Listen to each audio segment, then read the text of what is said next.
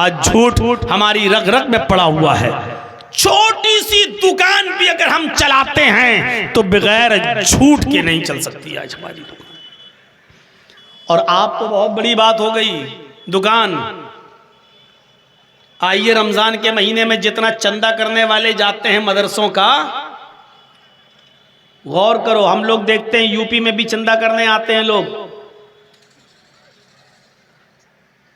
और मदरसों का चंदे में भी क्या कहेंगे, हमारे मदरसे में 300 बच्चे बाहर के पढ़ते हैं। मैंने खुद ऐसे लोगों के ऐलानात सुने हैं जिनके मदरसों में मैं जा चुका हूं जहां 50 बच्चे भी बाहर के नहीं हैं, लेकिन फिर भी मदरसे का चंदा करने वाला मुचन्निद ऐलान करके कहता है कि हम ऐसे मदरसे से आए हैं, हमारे यहाँ 300 बच्चे पढ़ते हैं, जिनके क़याम और ताम का इंतज़ाम मदरसा करता है, खुद उठाता है, मदरसा उनका कफील है, जिम्मेदार है। कभी कभी ऐलान सुनकर मुझे हंसी आ जाती है, छुपाता हूं, लेकिन क्या कहें, इनको पकड़ भी नहीं सकता, इनको बेइज्जत भी नहीं कर सकता। अगर इनके ऊपर गिरफ्त कर ली जाए, पकड़ लिया जाए, तो बेचारे ये मदरसे फिर बंद होने की कगार पे आ जाते हैं। मेरे भाइयों, एक अच्छा काम करने वाले लोग जो दीन का दीनी मदरसे चलाते हैं, उस पर भी झूठ बोल के चंदा लिया जा रहा है। फिर आप दुकान चलाने वालों पर क्या एतबार करेंगे और क्या भरोसा करेंगे? आप तसव्वुर करें, आप झूठ आज हमारी रग रग में समा चुका है। और अल्लाह के नबी कहते चाहे कितना नमाजें पढ़ लो और चाहे कितने वह इंसामा रोजेदार हो, वसल्ला नमाजी बन जाओ, वज़ामान नहु मुस्लिम, और अपने आप को पक्का मुसलमान समझने लगो, लेकिन तुम्हारे समझने से और तुम्हारे नमाज पढ़ने और रोजा रखने से कुछ नहीं होगा। 1/3 मुनाफिक। ये निफाक हमारे अंदर रच गया और बस गया। हम जरा तसव्वुर करें, इमाम अहमद इब्ने हम्बल के उस्ताद अपना वाकया बयान करते हैं, और यह वाकया तबकात हनाबिला के अंदर आपको मिलेगा। इमाम अहमद इब्ने हम्बल के उस्ताद अपना वाकया नकल करते हैं और कहते हैं कि एक मर्तबा इमाम अहमद इब्ने हम्बल ने अपने उस्ताद का वाकया नकल किया और कहा कि मेरे उस्ताद मोहतरम एक मर्तबा किसी जंगल से गुजर रहे थे और उन्होंने एक मरी हुई टिड्डी के टुकड़े को देखा जो जमीन पर पड़ा हुआ है। टिड्डी तो आप समझते होंगे, हम लोगों ने भी पढ़ा है, लेकिन देखा कभी नहीं है टिड्डी की होती कैसी है। बस इतना जानता हूं कि 2 मुर्दा चीजें हलाल हैं। अल्लाह के नबी सल्लल्लाहु अलैहि वसल्लम ने 2 मुर्दा चीजों को हलाल करार दिया है, एक मछली और एक टिड्डी। अब वो टिड्डी की शक्ल क्या होती है वो मुझे भी नहीं मालूम, लेकिन टिड्डी का टुकड़ा मरा हुआ पड़ा था जमीन पर, और एक चींटी उस टिड्डी के टुकड़े पर सवार थी और उसको खींचने की कोशिश कर रही थी कि खींचूं, लेकिन वो खींच नहीं पा रही थी क्योंकि टिड्डी का टुकड़ा बड़ा था और चींटी कमजोर, वो बेचारी उस टिड्डी के टुकड़े को खींच नहीं पा रही थी। इमाम अहमद इब्ने हम्बल के उस्ताद कहते हैं कि मैं उस टिड्डी के टुकड़े पर चींटी को देखता रहा। थोड़ी देर के बाद मैंने देखा कि उस चींटी ने उस टिड्डी के टुकड़े को छोड़ दिया और उसको छोड़कर वो चली गई। मैं भी उसके पीछे पीछे चलने लगा कि देखें ये चींटी कहाँ जाती है। देखा वो चींटी एक बिल में, एक सुराख में चली गई।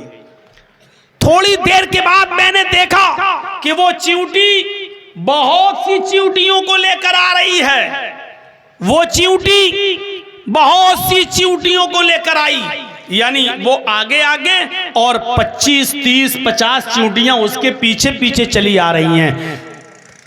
अहमद इब्ने हम्बल के उस्ताद कहते हैं जैसी वो चींटी उस टिड्डी के टुकड़े के पास आई, मैंने टिड्डी का टुकड़ा उठा लिया। मुसलमानों जरा गौर करना, सोचिएगा, मैंने उस मरी हुई टिड्डी के टुकड़े को उठा लिया। चींटी ढूंढने लगी, तलाश करने लगी कि कहां गया, और सारी चींटियां उस चींटी के पास खड़ी हैं। मतलब तुम लेकर तो आई हो टिड्डी के टुकड़े के पास, कहां है टिड्डी का टुकड़ा? और अहमद इब्ने हम्बल के उस्ताद कहते हैं वो टिड्डी का टुकड़ा तो मैंने उठा लिया, अपने हाथ में ले लिया, वो मेरे पास था। वो चींटी ढूंढती रही, इधर उधर भटकती रही, लेकिन उसको टिड्डी का टुकड़ा जब नहीं मिला तो सारी चींटियां चली गईं और अपने अपने बिलों में घुस गईं। जरा सुनिएगा, ये वाकया बड़ा दिलचस्प है। जब सारी चींटियां चली गईं, लेकिन वो चींटी नहीं गई, पहली वाली जो मरी हुई टिड्डी के टुकड़े पर चढ़ी थी वो नहीं गई, वो उसी जगह पर खड़ी रही। उसको तवक्को थी, उसको उम्मीद थी कि हमने तो देखा है टिड्डी का टुकड़ा, आखिर गया कहां। जब वो चींटी वहीं रह गई और सारी चींटियां अपने बिलों में चली गईं, तो अहमद इब्ने हम्बल के उस्ताद कहते हैं मैंने फिर टिड्डी का टुकड़ा उस चींटी के पास लाकर रख दिया।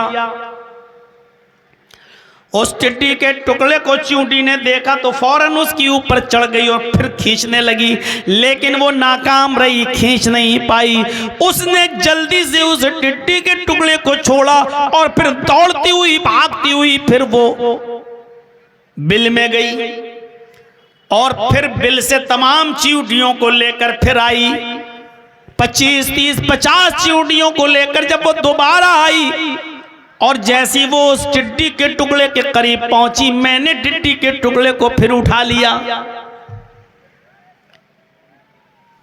सारी चींटियां फिर खड़ी हैं, गोया कि उससे पूछ रही हो कहां है टिड्डी, तुम बार बार हमको कह के लाती हो और यहां तो कुछ मिलता ही नहीं है। वो चींटी मुंडलाती रही, लेकिन टिड्डी का टुकड़ा उसको कहीं नहीं मिला। सारी चींटियां उसको छोड़कर चली गईं फिर, और उस चींटी को फिर वहीं पर छोड़ दिया। वो चींटी फिर वहीं खड़ी रही कि देखें आखिर गया कहां। मैंने तो टिड्डी के टुकड़े को यहीं पर देखा था, वो गई, टिड्डी गई तो कहां गई। अहमद इब्ने हम्बल के उस्ताद कहते हैं कि मैंने फिर रख दिया उस टिड्डी के टुकड़े को। वो चींटी फिर उसको खींचने लगी और जब नहीं खींच पाई तो तीसरी बार गई और बिल से बहुत सी चींटियों को लेकर आई। जब वो चींटियां तीसरी बार आई, मैंने टिड्डी के टुकड़े को फिर उठा लिया कि देखें ये चींटियां क्या करती हैं। अब सारी चींटियों को गुस्सा आया। अहमद इब्ने हम्बल के उस्ताद कहते हैं मैंने अपनी आंखों से देखा कि सारी चींटियां उस एक चींटी पर जो बार बार बुला कर ला रही थी उन चींटियों को, उसके ऊपर टूट पड़ी और उस चींटी को मार डाला, उसके पैर उखाड़ दिए, उसका सर तन से जुदा कर दिया, उस चींटी को मार डाला, उस चींटी के टुकड़े टुकड़े कर दिए। इमाम अहमद इब्ने हम्बल के उस्ताद कहते हैं कि एक चींटी की जान मेरी वजह से गई।